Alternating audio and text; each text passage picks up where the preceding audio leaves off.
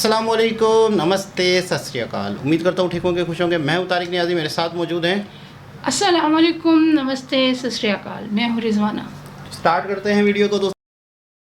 पिछले कुछ सालों में भारत के राज्यों में कंपटीशन की शुरुआत देखने को मिली है। असल में सभी राज्यों के बीच इस बात को लेकर प्रतिस्पर्धा चल रही है कि कौन सा राज्य सबसे पहले 1 ट्रिलियन इकोनॉमी को क्रॉस करेगा। इस रेस में सबसे आगे उत्तर प्रदेश और महाराष्ट्र का नाम आता है। कर्नाटक, गुजरात और तमिलनाडु भी रेस में कड़ी टक्कर देने में लगे हुए हैं। एक्सपर्ट्स की माने तो महाराष्ट्र या गुजरात में से कोई एक राज्य इस रेस में बाजी मार सकता है। ये दोनों ही राज्य भारत की इकोनॉमी को सबसे ज्यादा लीड कर रहे हैं, बात चाहे मैन्युफैक्चरिंग और इंडस्ट्रियल सेक्टर की हो या फिर FDI की। गुजरात और महाराष्ट्र का नाम ही सबसे आगे सुनने में आता है। सबसे ज्यादा बिजनेस इन्वेस्टमेंट भी इन दोनों राज्यों में ही देखने को मिलता है। दोनों राज्यों का इंफ्रास्ट्रक्चर भी कमाल का है। लेकिन यहाँ पर एक सवाल बहुत से लोग के मन में आता है कि आखिर गुजरात और महाराष्ट्र ही भारत के GDP को क्यों लीड कर रहे हैं। इन दोनों राज्यों में ऐसी क्या खास बात है जो भारत के अन्य राज्यों से इन्हें अलग बनाते हैं। क्यों बिजनेसमैन और विदेशी कंपनियां इन दोनों राज्यों की ओर ज्यादा अट्रैक्ट होती है। आज की इस वीडियो में हम इन सभी सवालों पर चर्चा करेंगे। Historical factors. दोस्तों, महाराष्ट्र और गुजरात आज इंडिया की इकोनॉमी को लीड कर रहे हैं। इसके पीछे एक गहरा इतिहास छुपा हुआ है। असल में ये दोनों राज्य प्राचीन समय से ही व्यापार के मुख्य केंद्र रहे हैं। सिंधु घाटी की सभ्यता के समय में गुजरात के बंदरगाहों से ही दूसरी सभ्यताओं के साथ व्यापार किया जाता था। बाद में गुप्त काल और मौर्यन अंपायर के पीरियड में भी इन पोर्ट से व्यापार को बढ़ावा मिला। गुजरात के सूरत, वडोदरा और अहमदाबाद जैसे शहर मुगल काल में व्यापार का केंद्र थे। तो वहीं दूसरी ओर महाराष्ट्र में ब्रिटिश काल के दौरान व्यापार को बढ़ावा मिला। ब्रिटिश रूल के समय में मुंबई सबसे बड़े बिजनेस सेंटर के रूप में उभर कर सामने आया। ये भारत का सबसे बड़ा पोर्ट बना और वेस्टर्न कंट्रीज के साथ खूब व्यापार किया। आजादी के बाद साल 1960 में महाराष्ट्र और गुजरात का विभाजन हुआ, लेकिन यहाँ पर मैन्युफैक्चरिंग यूनिट्स लगाने का सिलसिला जारी रहा। GDP and economical factors. दोस्तों, महाराष्ट्र और गुजरात भारत के GDP में सबसे ज्यादा कंट्रीब्यूशन दे रहे हैं। अकेला महाराष्ट्र करीब 15% GDP को संभाले हुए है, तो वहीं नेशनल GDP में गुजरात का योगदान 8.5% के आसपास है। महाराष्ट्र भारत का सबसे अमीर राज्य कंसिडर किया जाता है और यह अकेला ऐसा राज्य है जिसकी GDP $500 बिलियन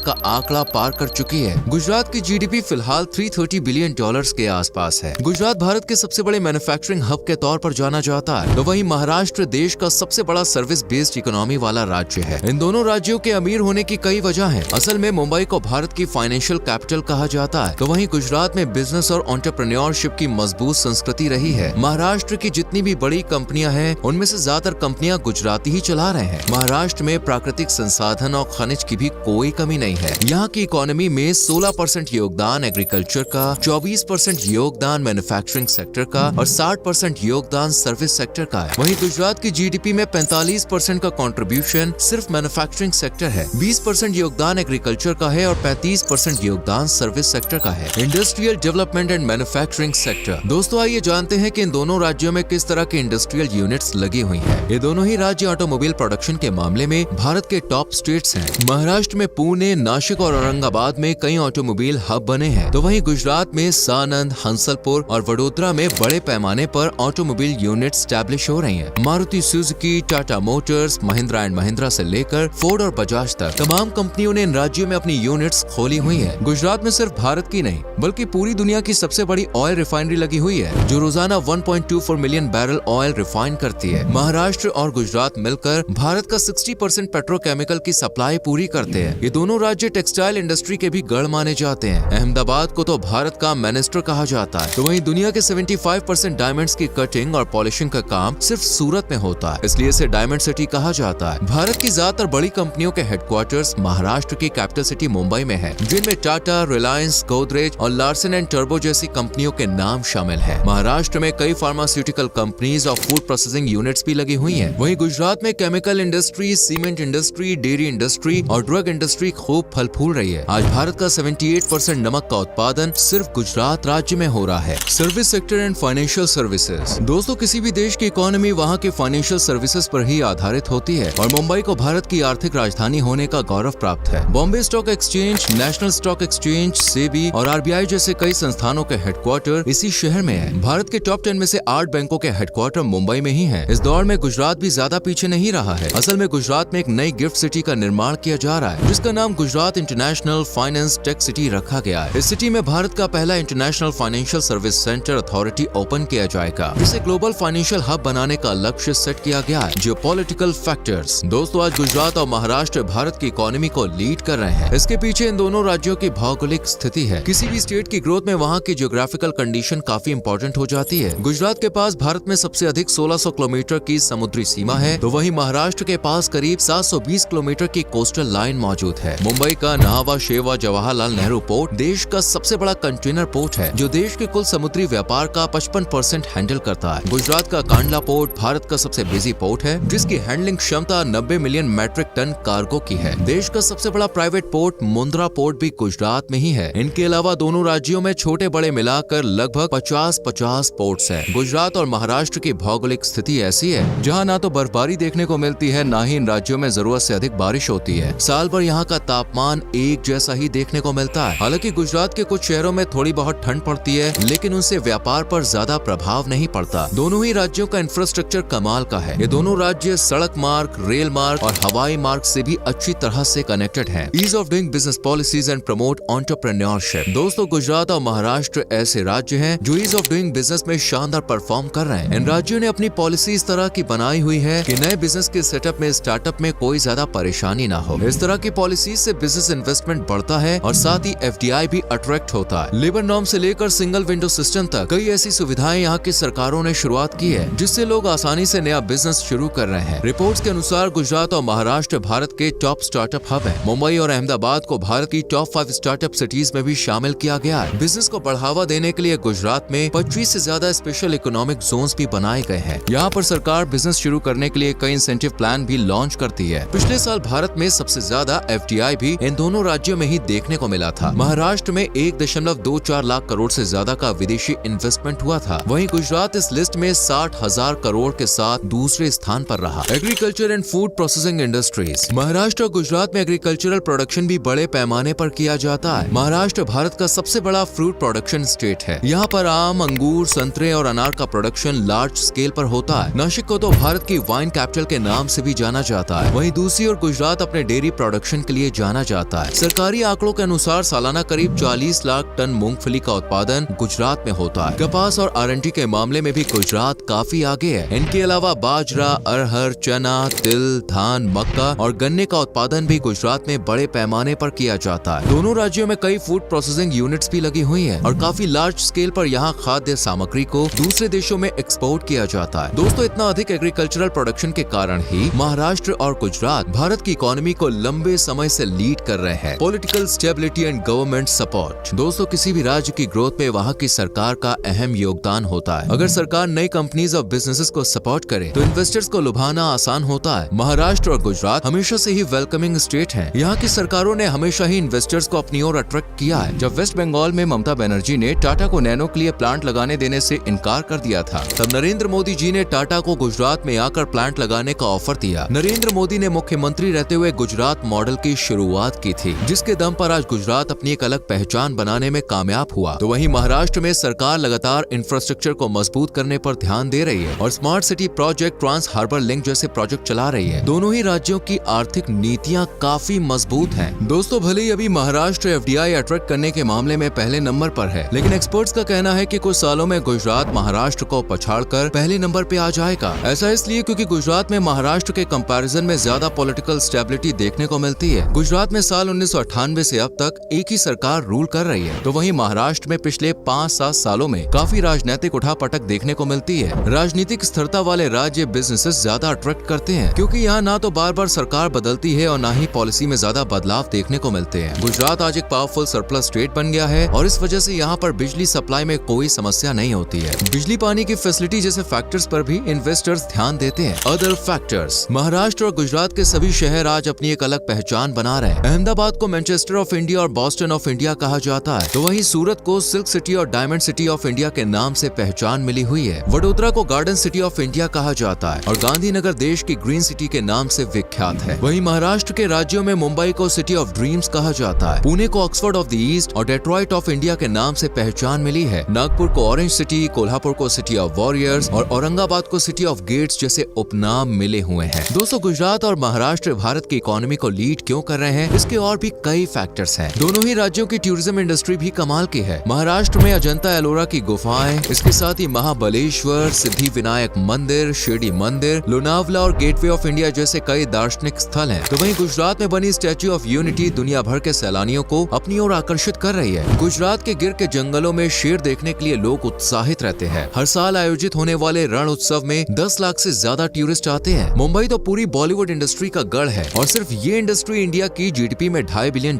का कंट्रीब्यूशन देती है। आज भारत में सबसे ज्यादा करोड़पति और बिलियनियर्स की संख्या भी महाराष्ट्र और गुजरात में ही देखने को मिलती है। इन सब बातों से आपको समझ में आ गया होगा कि आखिर क्यों महाराष्ट्र और गुजरात इंडिया की इकोनॉमी को लीड कर रहे हैं और लंबे समय तक लीड करते रहेंगे। आपको क्या लगता है, इन दोनों में से सबसे पहले कौन सा राज्य 1 ट्रिलियन इकोनॉमी के आंकड़े को पार कर पाएगा? अपने व्यूज कमेंट सेक्शन में जरूर बताएं। आज के लिए इतना ही। आपसे फिर मिलेंगे एक नई वीडियो में और ऐसी ही इंटरेस्टिंग इन्फॉर्मेशन के साथ। Till then, bye bye, take care. Till then. जी जनाब, ये था गुजरात और महाराष्ट्र। महाराष्ट्र एक राज्य है जिसमें मुंबई भी है, बहुत सारे शहर भी हैं, और गुजरात जिसमें अहमदाबाद भी है, सूरत भी है, बहुत सारे शहर हैं। गांधीनगर भी है जहाँ पे गांधी जी का। अच्छा, बहुत बड़े बड़े बिजनेसमैन जैसे वो अंबानी, वो भी गुजरात से हैं। बड़े बड़े मतलब टाटा जो हैं, जमशेद रतन टाटा जो हैं, ये भी मतलब गुजराती ही थे। तो इंडिया के बिलियनियर मिलियनियर मुंबई से या महाराष्ट्र से या गुजरात से। अच्छा, गुजरात में जो हैं ज़्यादातर गुजराती मेमन, जो हम लोग अपने यहाँ पे मेमन कहते हैं, जिनका माइंड सेट ही बिज़नेस का है। और मुंबई में और जो महाराष्ट्र में है, वो लोग सर्विस सेक्टर में सबसे ज़्यादा आगे हैं। इसका मतलब ये है। तो गुजरात के या गुजरातियों के हवाले से हमारे पाकिस्तान में भी ये बहुत फेमस है। ये नौकरी नहीं करते, ये नौकर नहीं है किसी के।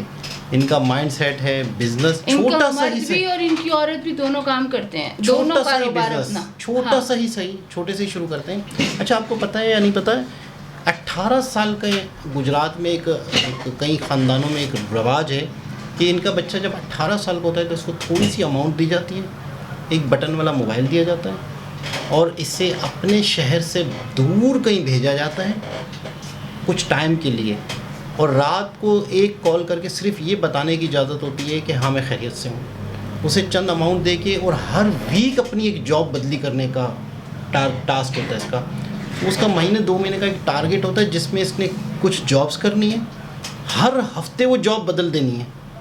रहना भी उसी में है, कमाना भी उसी में, खाना भी उसी में है, होटलिंग भी उसी में करनी है, सब कुछ उसी में करना है। उससे होता क्या है? उससे होता ये कि उसे ज़िंदगी की हकीकत पता चलती है उसकी।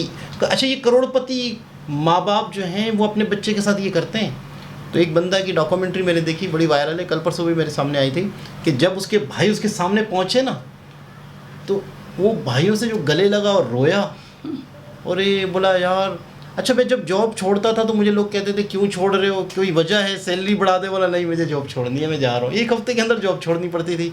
तो बड़ी पूरी उसने डॉक्यूमेंट्री में बताया, और मुझे बोला ये पता था मेरे साथ होना है, क्योंकि बड़े भाइयों के साथ भी हुआ है, सबके साथ होता है। बोला ये मुझे नहीं पता था कब होगा, अचानक होगा, कोई प्लानिंग नहीं, कुछ नहीं। अच्छा, कहीं पे रेफरेंस भी नहीं देना है कि मैं किसका बेटा हूँ किसका नहीं हूँ, कुछ भी नहीं बताना। तो वो लोग अपने बच्चों को ट्रेन करते हैं।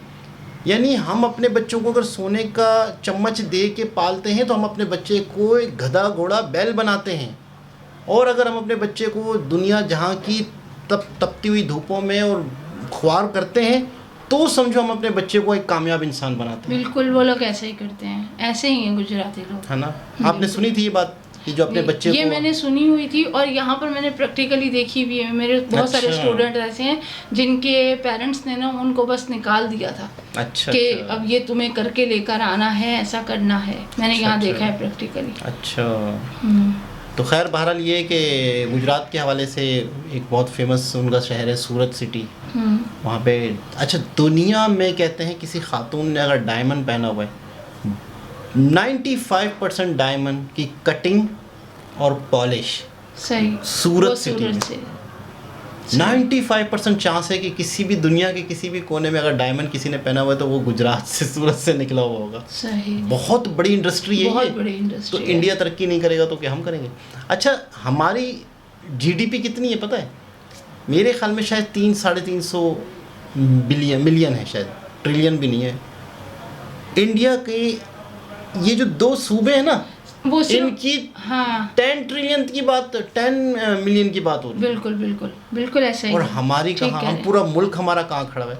मुझे तो ये लग रहा है कि हमारे पूरे मुल्क की जीडीपी बॉलीवुड के बराबर नहीं है। हैं। उनकी गवर्नमेंट उनको सपोर्ट कर रही है ना, हमारी गवर्नमेंट हमें सपोर्ट नहीं कर रही है ना। हमारी फैक्ट्रीज, हमारे कारखाने, बिजली गैस ना जो होने की थे वजह भी से सही, बंद हुए पड़े हुए जो हैं, थे भी सही, काम वो नहीं हो रहा, बंद हो रहे हैं। बिल्कुल ऐसा बंद ही हो है। रहे हैं ना। बिल्कुल ऐसा लोग ही है। अपनी इंडस्ट्रीज को शिफ्ट कर रहे हैं, बांग्लादेश ऐसा ही जा रही हैं। ऐसा ही है। अभी रिसेंटली भी आपने देखा होगा, हमारी अभी नहीं जाकर वहाँ पर फ्रेंचाइज खोली है ऐसा ही है, बांग्लादेश में। बिल्कुल ऐसा ही है। तो क्यों जा रहे हैं यहाँ से? सही है। बहुत सारी ऐसी इंडस्ट्रीज जा रही हैं। खैर बहरहाल बहुत ज़बरदस्त वीडियो थी। दोबारा किसी और वीडियो के साथ आपसे मुलाकात होती है। जब तक के लिए अल्लाह अल्लाह हाफ़िज़।